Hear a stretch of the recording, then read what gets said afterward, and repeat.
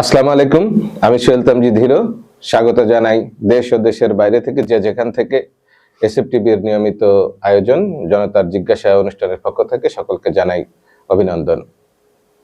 সম্মানিত দর্শক, জনতার জিজ্ঞাসার অনুষ্ঠানে আজকে স্টুডিওতে আমাদের আমন্ত্রণের যিনি সাড়া দিয়েছেন, আমাদের আমন্ত্রিত অতিথি বাংলাদেশ জামাত ইসলামের আলমডাঙ্গা উপজেলা শাখার সম্মানিত আমির ও আলমডাঙ্গা মহিলা কলেজের ইংরেজি প্রভাষক মোহাম্মদ শফিউল আলম বকুল। আসসালামু আলাইকুম। ওয়ালাইকুম আসসালাম। ভালো আছেন? আলহামদুলিল্লাহ। কেমন আছেন আপনি? ভালো আছি, ধন্যবাদ আপনাকে। আপনি অনেক মূল্যবান সময় থেকে আপনার ব্যস্ততা রেখেই আমাদের এখানে উপস্থিত হয়েছেন। আজকে যে বিষয় নিয়ে আলোচনা করব সেটা হলো বর্তমান রাজনৈতিক প্রেক্ষাপট এবং ইসলামী রাজনীতি ও আগামীর যে আপনাদের ভাবনা, সেই ভাবনাগুলো নিয়ে জনতার জিজ্ঞাসা যেহেতু অনুষ্ঠান, এগুলা জনতারই প্রশ্ন, সেই প্রশ্নগুলো আপনার কাছে রাখতে চাই। আজকে আপনার কাছে আমাদের প্রথম প্রশ্ন, যেহেতু হচ্ছে জামাত ইসলাম বাংলাদেশ 11 দলীয় একটা জোটের মাধ্যমে নির্বাচন করার ইচ্ছা পোষণ করেছিল, সামনের দিকে আমরা দেখতে পাচ্ছি যে আজকে রিসেন্ট যতটুকু জানতে পেলাম যে আপনাদের জোটের একটা বড় সঙ্গী বাংলাদেশ ইসলামী আন্দোলন, ওনারা আপনাদের কাছ থেকে জোট থেকে সরে গিয়েছে। সেখানে 10 দলীয় জোট নিয়ে আপনারা নির্বাচনের মাঠে আছেন।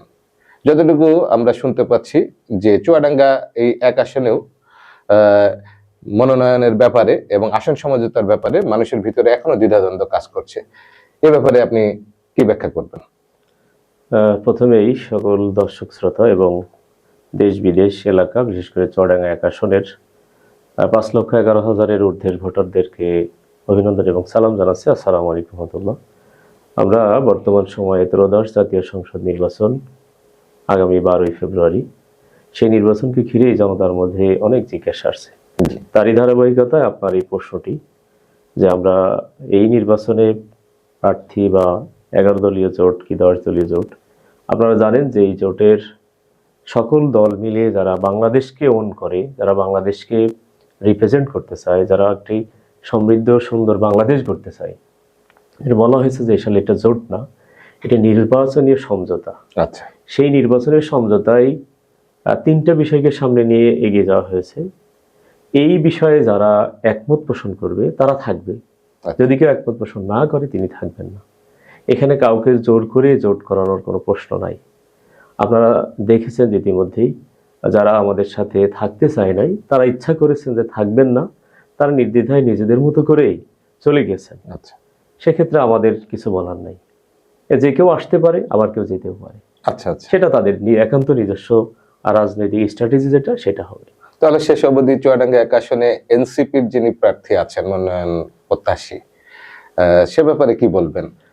আমরা এখনো শুনতে পাচ্ছি নাকি যে জামাতের প্রার্থী এখান থেকে সরে যাবে, এনসিপি আসার সম্ভাবনা। দর্শক শ্রোতা, আপনারা জানেন এই ধোঁয়াশাটা একটু কাটিয়ে দিবেন। প্রত্যেকটা মানুষই যখন কোনো জোট করে, যখন কোনো ডিসিশন নেয়, সে চিন্তা করে যে সেটাকে গেইন করবে, সেটাকে উইন করবে। এনসিপি প্লাস জামাত ইসলামী, বিশেষ করে এখানে বাংলাদেশ জামাত ইসলামীর যে প্রার্থী, এনসিপি যে প্রার্থী, ইসলামী আন্দোলনের যে প্রার্থী আছেন, এই প্রার্থীগুলোর মধ্য থেকে আপনারা যারা এই এলাকায় বসবাস করেন, সাংবাদিকতা করেন, সচেতন মহল আছেন, আপনারা কি মনে করেন যে এখানে এই উইন করার জন্য কার প্রয়োজন, কে মাঠে আছেন, কার জনপ্রিয়তা বেশি, সেটা যদি আপনি এই ছোট্ট আলমডাঙ্গায় থেকে যদি এটা ওন করতে পারেন, ডিসাইড করতে পারেন, আমি বিশ্বাস করি যারা এই জোট বা এই নির্বাচনী সমঝোতা যারা করছে তাদের কাছে কি এই নিউজ নাই? তাহলে আমাদের বিশ্বাস এই নিউজের উপর ভিত্তি করে, এলাকার মানুষের ধারণার উপর ভিত্তি করে আমার মনে হয় কেন্দ্র একটি সুন্দর ডিসিশন দেবেন। আচ্ছা, সেই ডিসিশনে আমি বিশ্বাস করি যে এখানে যদি উইন করতে হয়, জোট করার মানে তো এই না যে আমি আসনটা হারাবো। জোট করার মানেই হচ্ছে যে আমি যত বেশি ভোটে উইন করতে পারি। আচ্ছা, সেক্ষেত্রে এগেনস্টে যারা আছে তাদের সাথে যদি উইন করতে হয়, মানে আমার মনে হয় যেন এখানে দাড়িপাল্লা এবং অ্যাডভোকেট মাসুদ পারভেজ রাসেলের কোনো বিকল্প নেই। এর বাইরে যদি কেন্দ্র চিন্তা করে তাহলে সেই চিন্তাটা খুব বেশি ভালো হবে না। আর আমার মনে হয় কেন্দ্র এই কারণে জোট করে নাই যে এখানে চিন্তা, যে কোনো একটা চিন্তা দিয়ে আসনটা হারাবে। যেহেতু আসন হারাবে না এই কারণেই জোট হয়েছে, অতএব তারা যে প্রার্থী দিলে জিতবে, আমার মনে হয় সে প্রার্থী অবশ্যই অ্যাডভোকেট মাসুদ পারভেজ আছেন। আপনারা এলাকা জরিপ করেন, এলাকা দেখেন, এটাই পাবেন এবং সেটাই কেন্দ্র ডিসিশন দেবে আমরা বিশ্বাস করি। জোট করার ক্ষেত্রে বা আসন সমঝোতা করার ক্ষেত্রে যদি শাপলা কলি অর্থাৎ এনসিপি কে যদি মনোনয়ন দেয়, সে ব্যাপারে তখন জামাতের আসলে সাধারণ ভোটারদেরকে আপনারা কিভাবে বোঝাতে সক্ষম হবেন? এখানে জোটে যদি দেয়, সেক্ষেত্রে ডিসিশন আসবে কেন্দ্রের থেকে, ডিসিশন আসবে জেলার থেকে, ডিসিশন আসবে থানার থেকে, স্টেপ বাই স্টেপ তখন সবগুলো অর্গান একসাথে হয়ে কাজ করবে। আচ্ছা, আমাদের যেমন ইউনিট আছে, আমাদের যেমন ওয়ার্ড শাখা আছে, ইউনিয়ন শাখা আছে, উপজেলা আছে, জেলা আছে, কেন্দ্র আছে, সবগুলা মিলেই এটাকে কিভাবে হ্যান্ডেলিং করা যায় তখন সেটা হ্যান্ডেলিং করবে। সেক্ষেত্রে কি সবাই মিলে একই সাথে নির্বাচন তো করবেন? সেটা আমাদের সবগুলো অর্গান যদি এক হয়, জি জি। সবগুলো অর্গান যদি এক হয়, সবাই মিলে যদি ডিসিশন নেয়, তাহলে সেটা হতে পারে। আসলে জাতীয় সংসদ যে নির্বাচন 12ই ফেব্রুয়ারি, এই 12ই ফেব্রুয়ারি নির্বাচনে 5,11,657 জন যে ভোটার আমাদের চুয়াডাঙ্গা 1 আসনে আছে, এই 5,11,657 জন ভোটারের মধ্যে কত পার্সেন্ট ভোট দাঁড়িপাল্লায় পাবে বলে আপনি আশা করেন? এখানে আসলে ভোটের ক্যালকুলেশন আপনারা যদি দেখেন, আমাদের বিগত নির্বাচনগুলোতে যে ভোট কাস্ট হয়েছে, এটার পরিমাণটা 60 থেকে 70%, অথবা কিছু বেশি কিছু কম হতে পারে। সেক্ষেত্রে এই কাস্টিংটা এবারও হয়তো ওইরকম পার্সেন্টেজে হতে পারে, 70 বা তার নিচেই হয়তো থাকতে পারে, অথবা 5% বেশি অথবা 5% কম হতে পারে। সেক্ষেত্রে আমরা বিশ্বাস করি এই এলাকায় যে ভোট কাস্ট হবে, জি। এই ভোট কাস্টিং এর ক্ষেত্রে জনগণ মানে স্বতঃস্ফূর্তভাবে আমার বিশ্বাস এবার নির্বাচনে আসবে। কেন আসবে? কারণ এই 17 বছরের পরপর 3টা নির্বাচনে জনগণ স্বতঃস্ফূর্তভাবে ভোটে অংশগ্রহণ করে নাই। এজন্য জনগণের মধ্যে একটা আলাদা ইমেজ কাজ করছে, তারা ভোট দিতে আসবে।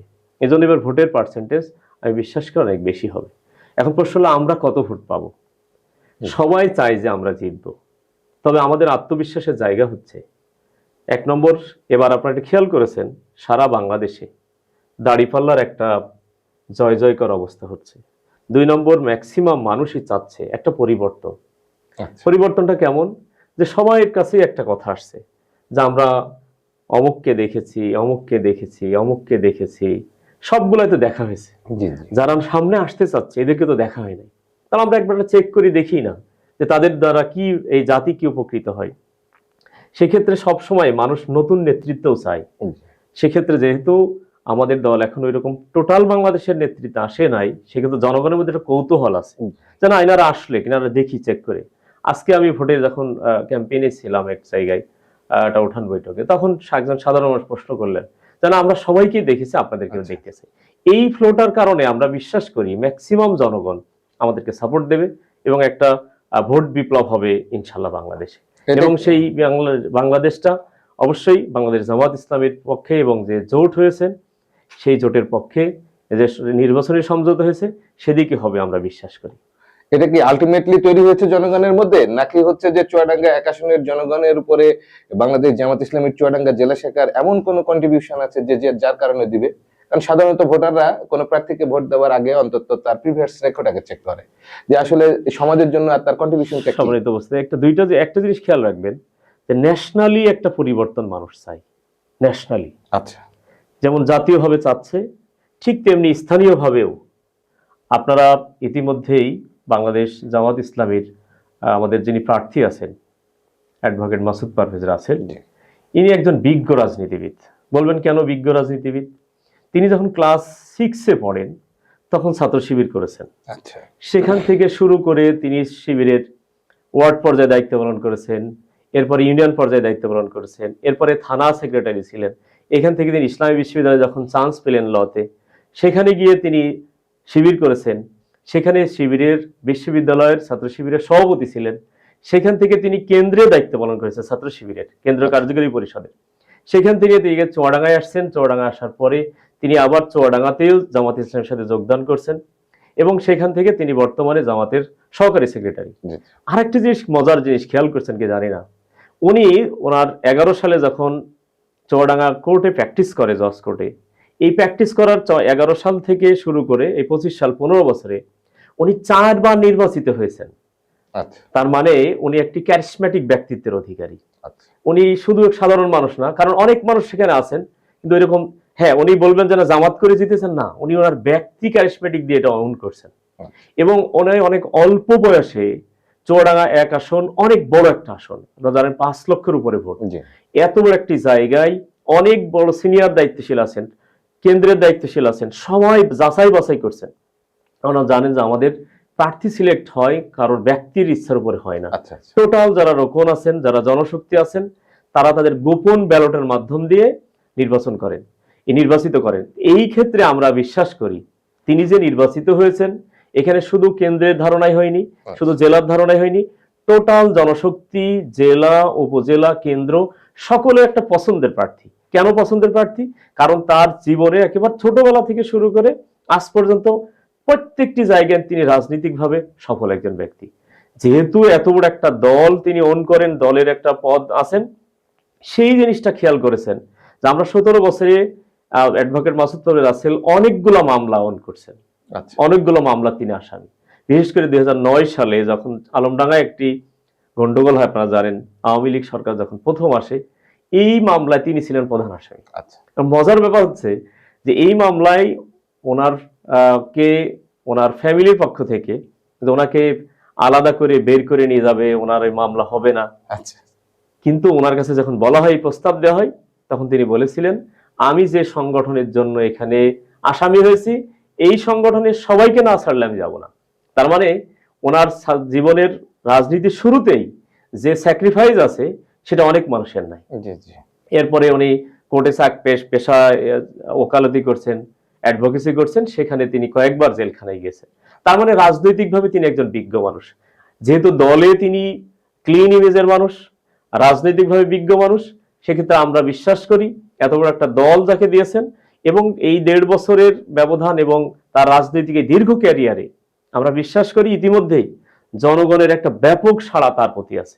এবং আপনি জানেন কি জানি না, যারা বিরোধী অংশের মানুষ তারাও তাকে একজন ভদ্র মানুষ হিসেবে ছেড়ে। কালকে আমাকে একজন মানুষ বলছেন যে অনেক মানুষের কথা ডিফোল্ডার হয়েছেন, বক্তব্য এলোমেলো হয়েছে, কিন্তু অ্যাডভোকেট মাসুদ পারভেজ রাসেলের একটি বক্তব্য আজও ডিফোল্ডার হয় নাই বা এলোমেলো হয় নাই, যার কারণে সাধারণ মানুষের সাথে আপনি খেয়াল করবেন তার যতগুলো ভিডিও আছে, আপনারা যদি দেখবেন এই ভিডিওগুলা এত আন্তরিকতার সাথে তিনি বুকে মানুষকে জড়াই নেন, এত আন্তরিক কথা বলেন, একজন মানুষকে একবার বুকে জড়ালেই সেই মানুষটা এই অ্যাডভোকেট মাসুদ রাসেলকে ভুলতে পারে না। যার কারণে আমরা বিশ্বাস করি চুয়াডাঙ্গা 1 আসনে যে নির্বাচন হবে, এই নির্বাচনে অ্যাডভোকেট মাসুদ পারভেজ রাসেল, তার মানে দাঁড়িপাল্লার একটা ভূমিধস বিজয় হবে ইনশাআল্লাহ। তাহলে আমরা এটা ধরে নিচ্ছি যে এলাকার জনগণের জন্য ওনার কোনো কন্ট্রিবিউশন থাকুক আর না থাকুক, অ্যাজ এ ক্যারিসমেটিক একজন লিডার হিসেবে তাকে জনগণ এখানে দাঁড়িপাল্লায় ভোট দিবে, এটা আপনার কথা ফুটে উঠেছে। সম্মানিত দর্শক মন্ডলী, আমরা একটু বিরতিতে যাব, কিছুক্ষণ পরে ফিরে আসছি। আলমডাঙ্গাবাসীর জন্য সুখবর, পশুহাট রোডে উদ্বোধন হয়েছে Suzuki Salman motors luxury motorcycle showroom. এখন এক ছাদের নিচে পাচ্ছেন সুজুকি ব্র্যান্ডের বিভিন্ন নতুন মোটরসাইকেল, দারুণ সুযোগ ও বিশেষ সুবিধা সহ আজই চলে আসুন পশুহাট রোড, আলমডাঙ্গা, চুয়াডাঙ্গা। যোগাযোগ 01339880255। সুজুকি সালমান মোটরস, বিশ্বাসের ঠিকানা।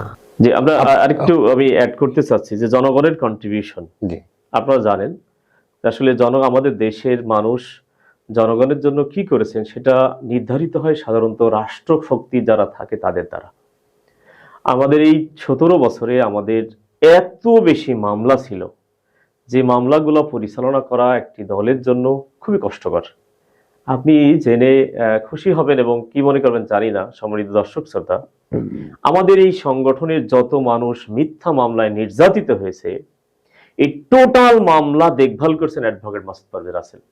তার মানে যত মানুষ নির্যাতিত হয়েছেন, সেটা আওয়ামী লীগের হতে পারে, বিএনপির হতে পারে, জামাতের হতে পারে, যারাই তার কাছে গিয়েছেন তারাই তার কাছ থেকে, এই ব্যক্তির কাছ থেকে উপকৃত হয়েছেন। আচ্ছা, যার কারণে আমরা ভাবতেই পারি যে সময় তার কোনো কাজ করার সুযোগ ছিল না, পরিচয় দেওয়া যেত না, সেই সময় যে সুযোগটা ছিল সেটাই তিনি জনগণের জন্য করেছেন। অতএব তিনি জনগণের জন্য কিছু করেন নাই, এই কথাটা আসলে ঠিক সঠিক কথা না, নয়। ঠিক কথা না। না, যেহেতু সঠিক কথা না। যেহেতু তিনি- দৃশ্যমান কোনো কাজ নেই, যে কাজগুলো অন্তত সমাজের জন্য উনি করেছেন বা না, আমরা সমাজের আসলে আপনি একটু খেয়াল করেন, আমরা বাংলাদেশ জামাত ইসলামী আহ, এমন কিছু দৃশ্যমান কাজ করে, যেমন আমি একজন উপজেলা আমির হিসাবে আমার প্রতি মাসে মিনিমাম 1-1 লক্ষ টাকা থাকে, 50,000 টাকা থাকে, যে টাকা দিয়ে আমরা মানুষকে চিকিৎসা বাবদ, মানুষের পড়ালেখা বাবদ, মানুষের বিভিন্ন কাজ, যদি কেউ ক্ষতিগ্রস্ত হয়, ঘর পুড়ে যায়, তার ফসল নষ্ট হয়ে যায়, ব্যাপক আকারে ক্ষয়ক্ষতি হয়, আমরা এটা সামাজিক কাজ হিসেবে করি। কিন্তু একটি বিষয় আপনাদের একটু বলি, যে এই সবগুলো আমরা প্রচারে আনি না, সবগুলো আমরা মিডিয়ায় আনি না, যার কারণে অনেকেই চিন্তা করে যে, যেমন আপনি খেয়াল করেছেন যে আমরা প্রতি মাসে এত বেশি ব্লাড ডোনেট করি, যেটা আমরা মিডিয়ায় আসে না। আচ্ছা, এখন খেয়াল করবেন, আর আমাদের ব্লাড ছাড়া সাধারণ মানুষ ব্লাড নিতে চায় না। কেন নিতে চায় না? একটা জিনিস খেয়াল করেছেন যে আমাদের সন্তানরা, আমাদের ছেলেরা, যারা আমাদের সংগঠনে যারা আছে, আমরা জানি এটা ধূমপান মুক্ত, এরা মাদক মুক্ত, আচ্ছা, আচ্ছা, যার কারণে সাধারণ মানুষের সবার টার্গেট থাকে, ইচ্ছা থাকে যে আমার রক্তটা যেন শিবিরের রক্ত হয়, আমার রক্তটা যেন জামাতের রক্ত হয়। তাহলে আমরা যে জাতির জন্য কন্ট্রিবিউশন করি না, আসলে এই ব্যাপারটা এরকম না। কিন্তু এই বিষয়গুলো আমরা খুব বেশি মিডিয়ায় আসে না। তবে এখন সময় এসেছে, আমরা বুঝতে পারছি না এগুলো মিডিয়ায় আসা দরকার, আমরা এখন মিডিয়ায় আসার আপনি চমৎকার কথা বলেছেন যে আপনাদের রক্ত ছাড়া অন্যদের রক্ত নিতে চায় না সাধারণত যাদের রক্ত প্রয়োজন হয়, যেহেতু আপনাদের লোকেরা ধূমপান করে না। সুন্দর একটা কথা বলেছেন। এখানে আমার একটা প্রশ্ন আছে। আমরা গত 2 দিন আগে একটা বক্তব্য ভাইরাল হয়েছে, আপনি জানেন যে চুয়াডাঙ্গা জেলা 2 আসনের যিনি প্রার্থী এবং চুয়াডাঙ্গা জেলা জামাতের আমির, ভদ্রলোকে আমরা বলতে শুনেছি যে কার্পাসডাঙ্গাতে, যে এই যে বাঁশের লাঠিতে তেল মাখিয়ে রাখা 11 তারিখ পর্যন্ত এবং ভোটের কেন্দ্র দখল নেবার এবং রক্ত ঝরাতে হবে, এই ধরনের বক্তব্য, আসলে এটাকে কিভাবে ব্যাখ্যা করবেন? এটা এক প্রকার একটা সাংঘর্ষিক বক্তব্য। 2 আসনের যিনি এমপি প্রার্থী, তিনি আলমডাঙ্গা চুয়াডাঙ্গা জেলার জামাতের সম্মানিত আমির। আমার দেখা মতে যতগুলো রাজনীতিবিদ চুয়াডাঙ্গাতে আছেন, এর মধ্যে তিনি অন্যতম একটা ক্যারিস্মেটিক নেতা। আচ্ছা, দেখবেন ওনার কথা বলার আর্ট, ওনার চলাফেরা, ওনার ওঠা বসা সব চমৎকার। আমি ছাত্র জীবন থেকেই রুহুল আমিন ভাইকে দেখেছি একজন নেতা হিসাবে, একজন বড় ভাই হিসাবে। এবং দেখবেন চুয়াডাঙ্গাতে এখন যদি পলিটিক্যাল কোনো মানুষের কাছে যদি মানুষ যেয়ে থাকে, তার দুঃখের সুখের কথা বলে থাকে, এবং সেটা দেখবেন অ্যাডভোকেট রুহুল আমিনের কাছেই মানুষ যায়। তিনি যত জায়গায় কথা বলেন, যতভাবে কথা বলেন, এই প্রত্যেকটি কথার পিছনে একটি কারণ আছে। আচ্ছা, আপনারা খেয়াল করেছেন, এই 17 বছরের এমন একটা প্র্যাকটিস আমাদের সমাজে হয়েছে যে এখন আমরা দেখেছি যে রাতের ভোট হওয়ার কথা সকালে, রাতে ভোট হয়ে গেছে। ভোট দেওয়ার কথা একজন মরা মানুষের ভোট আগেই পোল হয়ে গেছে। আমরা যাই ভোট দেওয়ার কথা আগেই তাকে নিষেধ করা হয়েছে, তুমি ভোট সেন্টারে যাবা না। এই যে ভোটের প্রতি মানুষের একটা অনাস্থা, আচ্ছা, এইটার কারণে মানুষ সবাই ভোট থেকে যেন এখনো দূরে থাকার একটা চিন্তা। আবারও কোনো মানুষ এরকম বলার চেষ্টা করছে যে আমরা ভোট সেন্টার দখলে নেব, আমরা ভোট সেন্টার সেই করব, আমাদের ভোট না দিলে ভোট সেন্টারে যেতে দেব না, ইত্যাদি ইত্যাদি। এই কারণে হয়তোবা উনি ওনার কর্মীদেরকে বলতে পারেন। তো এই বিষয়গুলো যদি প্রমাণ থাকে, সেক্ষেত্রে তো আপনারা নির্বাচন কমিশনকে অবগত করতে পারেন, বা রিটার্নিং অফিসার যিনি আছেন ওনাকে আপনারা অবগত করতে পারেন সুনির্দিষ্ট প্রমাণ নিয়ে। কিন্তু সেক্ষেত্রে আপনারা এই যে বাঁশের লাঠিতে তেল মাখিয়ে প্রস্তুত রাখা, এটা আসলে মানুষকে তো একটা ভীতিসন্ত্রস্ত অবস্থায় ফেলে দেওয়া। না, এটা ভীতু সদস্য না। আরেকটা জিনিস খেয়াল করুন, একটা সাংঘর্ষিক বক্তব্য। প্রোগ্রামটা ছিল ওনার একটা সেফটি জায়গার একটা প্রোগ্রাম। সেই প্রোগ্রামে ওনার কর্মীদেরকে উনি উদ্দেশ্য করে যেটা বলেছে সেটা হচ্ছে যে যারা মানুষ এই সমাজে বিশৃঙ্খলা করেছে, অন্যায় করেছেন, রাহাজানি করেছেন, মানুষের ভোট সেন্টারে যেতে দেন নাই, সেখানে আমরা দেখেছি যে প্রশাসনের পক্ষ থেকেও এই ভোট কারচুপি হয়েছে।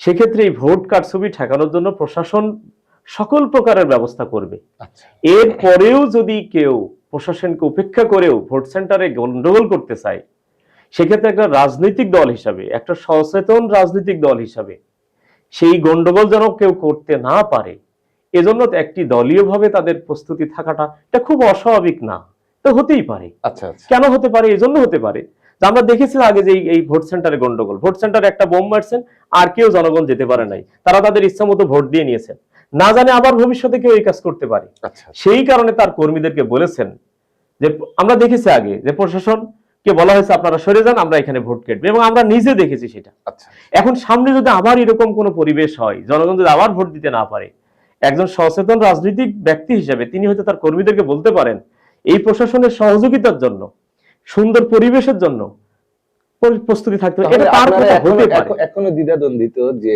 আসলে নির্বাচনটা সুষ্ঠু পরিবেশে হবে কিনা, তাহলে তো আপনারা মোটামুটি কিছুটা হলেও দ্বিধাদ্বন্দ্বিত যে আসলে সুষ্ঠু ভোট হবে কিনা। না, সুষ্ঠু এটা ভোট হবে, এটার কারণ প্রশাসনের সকল অর্গান থেকে এটার ব্যাপারে কথা বলা হয়েছে। এর পরেও যদি বাংলাদেশে আসলে কখন কি হয় এটা বলা তো অনেক কঠিন, যার কারণে এটা তার, আর এরপরেও আমার মনে হয় এই ব্যাপারে প্রস্তুতি, এরপরেও আমার মনে হয় যার সংশ্লিষ্ট প্রশ্ন তাকে করলে এই বিষয়টা আরো বেশি ক্লিয়ার হবে। যেহেতু হচ্ছে যে নির্বাচন একেবারেই সামনে, 12ই ফেব্রুয়ারি, আর কিছুদিন পরেই নির্বাচন অনুষ্ঠিত হবে। এই নির্বাচনকে সামনে নিয়ে কিন্তু অনেক মানুষের ভিতরে, সাধারণ জনগণের ভিতরে বিভিন্ন ধরনের উৎকণ্ঠা, আবেগ কাজ করছে। জামাত ইসলামকে যদি নির্বাচনে ক্ষমতার আসনে মানুষ নির্বাচনের মাধ্যমে যদি নির্বাচিত করে, সেক্ষেত্রে বিশেষ করে চুয়াডাঙ্গা জেলার যে এক আসন, এই এক আসনে এমপির পক্ষ থেকে আসলে প্রথম কোন কাজগুলো করবেন, এবং আপনি আলমডাঙ্গা উপজেলার একজন দায়িত্বশীল নেতা হিসেবে আপনার এমপির কাছে কি চাওয়া থাকবে? সম্মানিত দর্শক শ্রোতা, একটা গুরুত্বপূর্ণ প্রশ্ন। আমরা দেখেছি যে 54 বছরের বাংলাদেশে আমাদের চুয়াডাঙ্গা জেলাটা একটা সীমান্তবর্তী জেলা, এবং এটা খুব সম্ভাবনাময় একটা জেলা। বিশেষ করে কৃষিক্ষেত্রের সম্ভাবনা, অনেক সম্ভাবনা আছে।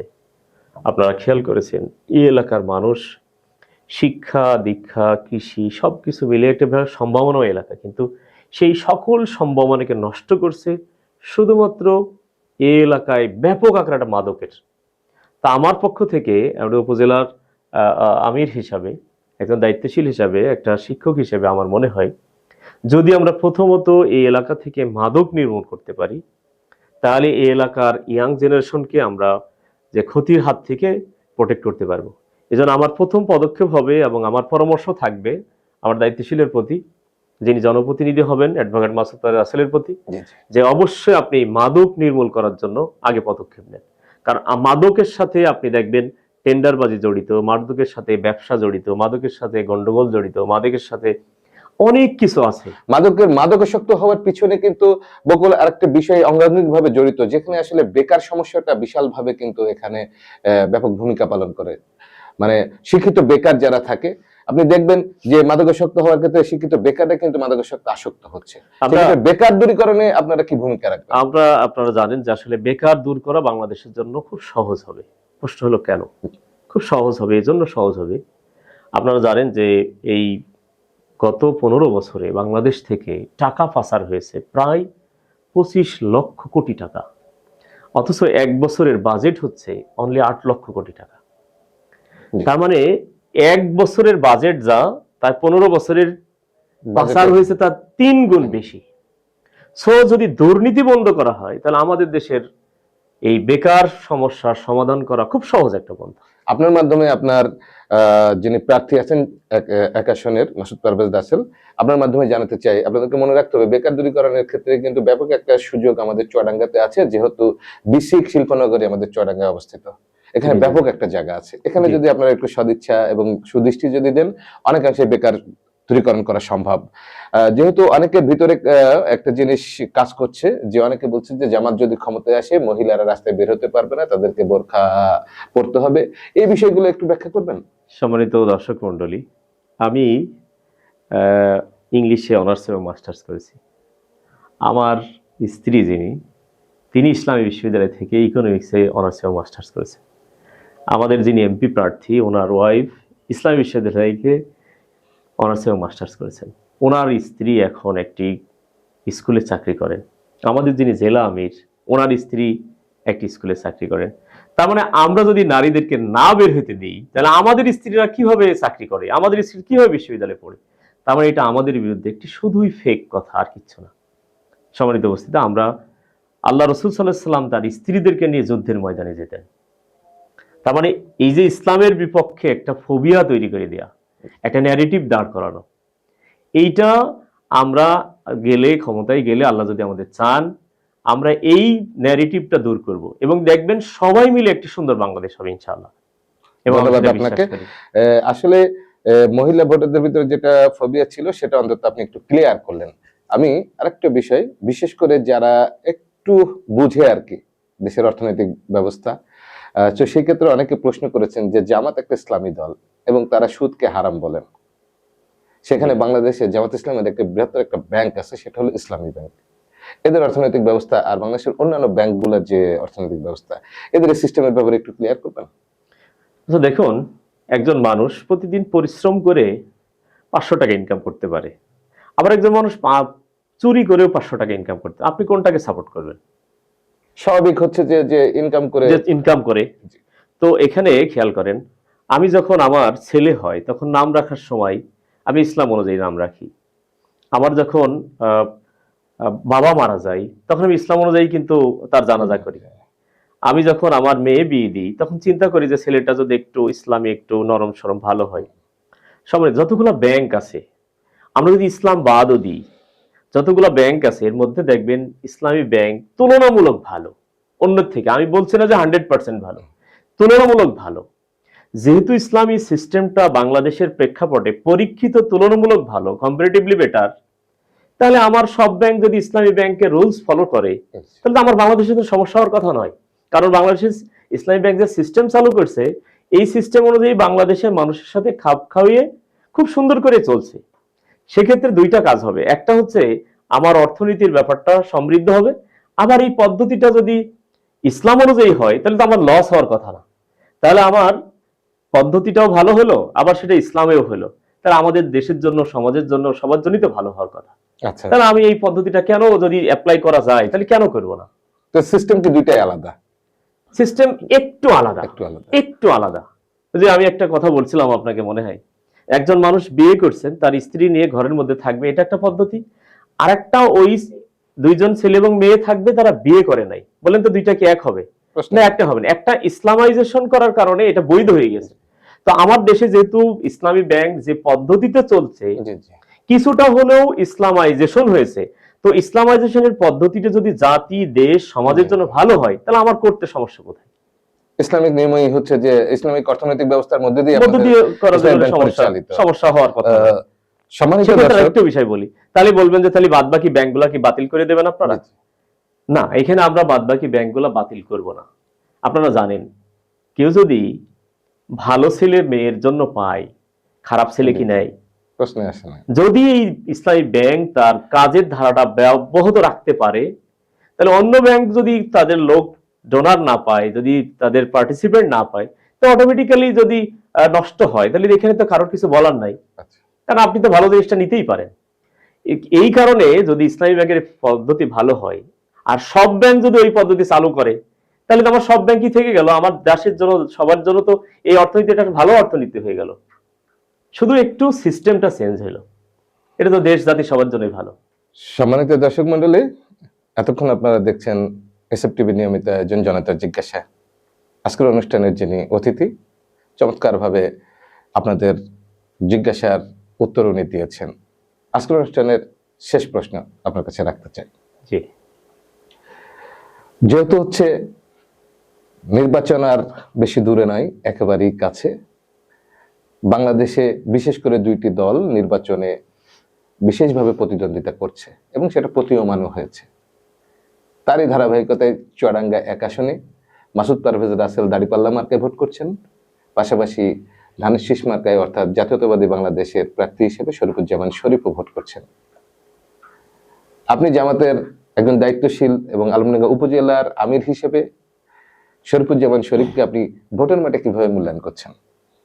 দেখুন, প্রত্যেকটি বিষয়ে যখন কম্পিটিশন আসে তখন কিন্তু এটা প্রার্থীর উপরে কোনো কিছু নির্ভর করে না।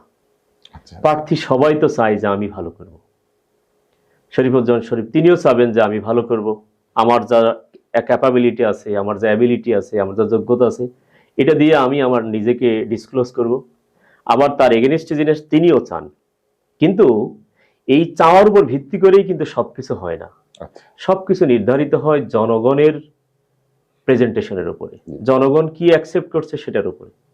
শরীফুজ্জামান শরীফ সাহেব যদি তার সকল ক্যাপাবিলিটি, ক্যাপাসিটি তার যোগ্যতা দিয়ে তার নিজেকে তুলে ধরতে পারেন এবং এই জনগণের জন্য তিনি যদি প্রমাণ করতে পারেন তিনিই সেরা, তাহলে তিনি নির্বাচিত হবেন। এটাতে আমার কিচ্ছু বলার নাই। কিন্তু আর এক এগেনস্টে যিনি আছেন, এইটা নির্ভর করবে জনগণের সামনে তিনি কিভাবে তার নিজেকে প্রেজেন্ট করেন। যদি জনগণ একবার আপনার ব্যাপারে নেগেটিভ কোনো সেন্স তৈরি হয়ে যায়, আপনি যত কিছু প্রেজেন্ট করবেন, আপনার এই প্রেজেন্টটাকে জনগণ সেভাবে কিন্তু নেবে না। এজন্য যে প্রার্থী আছেন তার জায়গা থেকে তার যোগ্যতা অনুসারে রিপ্রেজেন্ট করবেন। যদি যে সবচেয়ে ভালো রিপ্রেজেন্ট করবেন, জনগণের উচিত, আমারও উচিত তাকে সাপোর্ট করা। সেক্ষেত্রে প্রেক্ষাপট অনুযায়ী, দেশের সময় অনুযায়ী, যোগ্যতা অনুযায়ী এই সমাজে কে কি করেছেন সবার কাছে একদম দিনের মতো ক্লিয়ার। এই ক্লিয়ারের জায়গা থেকে জনগণ ডিসাইড করবেন যে কাকে ভোট দেওয়া দরকার। আরেকটা বিষয় আপনাকে একটু অ্যাড করতে চাই, বর্তমান বাংলাদেশটা কয়েকটা বিষয় খুব সেন্সিটিভ। নাম্বার 1, যদি কেউ 71 নিয়ে বেশি বাড়াবাড়ি করে, জনগণ খুব বেশি পছন্দ করে না। যদি কেউ 24 নিয়ে বাড়াবাড়ি করে, জনগণ খুব বেশি তাকে সাপোর্ট করে না। যদি কেউ দেশের স্বাধীনতা সার্বভৌমত্ব নিয়ে বাড়াবাড়ি করে, তাকে কেউ পছন্দ করে না। তো দেশের স্বাধীনতা, সার্বভৌমত্ব, 24, 71 সবগুলা নিয়ে মানুষের নিরাপত্তা, মানুষের জীবনের ঝুঁকি, মানুষের অর্থনীতি, মানুষের সমাজনীতি, মানুষের অধিকার, মানুষের ভোটাধিকার সবগুলাকে রিপ্রেজেন্ট করে যিনি সামনে এগিয়ে আসবেন, আমি বিশ্বাস করি এবার জনগণ তাকে গ্রহণ করবেন। সেক্ষেত্রে কে ভালো আর কে মন্দ আমি আর আপনি বললে কিন্তু হবে না। টোটাল এই 5,11,000 ভোটার সিদ্ধান্ত নেবে যে এই 5,11,000 ভোটারের জন্য কে নেতা হবেন। যিনি যোগ্য হবেন তাকেই জনগণ সাপোর্ট করবে। সেক্ষেত্রে আমি একজন দলের ব্যক্তি হিসেবে বলতে চাই, আপনারা যাচাই করুন, বাছাই করুন, সিদ্ধান্ত নিন, চরিত্র দেখুন, মানুষ দেখুন, দেখে যাকে বেশি ভালো মনে হয় তাকে আপনারা সাপোর্ট করুন। এটা একজন মানুষ হিসাবে এটা আমার চাওয়া। এখন যদি বলেন আপনার দল হিসেবে আপনি কাকে চান, সেক্ষেত্রে আমি বলি সবসময় আমরা কম্পারেটিভলি সব জিনিস বিবেচনা করি। আপনি একটা 500 টাকার শার্ট কেনেন, আপনি কিন্তু যাই এক দোকানে পাইলেই কিনে নেন না। আপনি কিন্তু 2টা 3টা দোকান চেক করেন, চেক করার পরও নেন না। এবার দেখেন যে 500 টাকা দিয়ে এইটা নেবো নাকি 500 দিয়ে এইটা নেবো। আপনার সমাজ, দেশ, জাতি সব মানুষের জন্য কোন মানুষটা হুমকি, কোন মানুষটা নিরাপদ, কোন মানুষটা হলে আপনার ক্ষতি হবে না, কোন মানুষটা সমাজ, জাতি সবার জন্য একটা নিরাপদ জায়গা তৈরি করবে, এটা ডিসাইড করে জনগণ ডিসিশন নেবে। সেই ডিসিশনের ক্ষেত্রে আমি বিশ্বাস করি যদি 1%ও বলেন কে এগিয়ে, সেক্ষেত্রে আমি বলবো অবশ্যই অ্যাডভোকেট মাসুদ পাজি রাসেল এগিয়ে। ধন্যবাদ শফিউল আলম বকুল। সম্মানিত দর্শক, রাজনৈতিক নেতাদের কাছে প্রশ্ন এবং প্রশ্নের উত্তর জানা, শোনা এবং তারপরে হচ্ছে যে তাদের সঠিক সিদ্ধান্ত উপনীত হবার বিষয়টা হচ্ছে যে এই জিজ্ঞাসার মধ্যেই, আর এই জনতার জিজ্ঞাসার মাধ্যমেই আমরা আসলে আগামীর যে নির্বাচন আসছে সেই নির্বাচনে আপনাদের সঠিক সিদ্ধান্ত নেওয়ার ক্ষেত্রে আপনারা কিভাবে নেবেন সিদ্ধান্তটা, সেক্ষেত্রে আমরা রাজনৈতিক নেতাদের মাধ্যমে তাদের প্রশ্নের জিজ্ঞাসার মাধ্যমে কিন্তু আপনাদের সামনে আমরা পরিষ্কার করতে চাই। সঠিকভাবে সিদ্ধান্ত নেওয়ার ক্ষেত্রে জনতার জিজ্ঞাসা বিশেষ এক ভূমিকা পালন করছে। সেক্ষেত্রে আপনারা সকলেই আমাদের সঙ্গে থাকুন এবং আগামী দিন বাংলাদেশ সুন্দর একটা বাংলাদেশ বিনির্মাণ হোক এবং সকলের সদিচ্ছায় এই প্রত্যাশায় ধন্যবাদ সকলকে। আসসালামু আলাইকুম।